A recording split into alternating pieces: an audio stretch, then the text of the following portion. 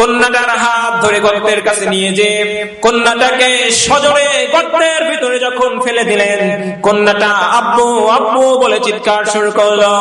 ও আমার আব্বু, আমার আব্বাজান, আপনি আমাকে কি করতে এখানে ফেলে দিলেন? আপনি আমাকে মেরে ফেলেন না। একটু একটু করে যখন বালি চাপা দেওয়া শুরু হলো, মাটি চাপা দেওয়া শুরু হলো, ছোট ছোট কন্যা সন্তানটা বাবা বাবা বলে চিৎকার শুরু করলো। জীবন্ত দাফন দেওয়ার দৃশ্য দেখে বাবার মনের ভিতরে দয়া হয় না। একটু একটু করে যখন গলা পর্যন্ত ডেবে গিয়েছে, গলা পর্যন্ত মাটির নিচে যখন দাফন করে দেওয়া হলো, এইবার কন্যা সন্তানটা চিৎকার করে বলে, ও আব্বাজান, ও আব্বাজান, আমাকে মেরে ফেলবেন না। আমি আপনার কাছ থেকে অনেক দূরে চলে যাব, আর কখনো আপনার কাছে আসবো না। আমাকে আপনি ছেড়ে দিন, আমাকে যেতে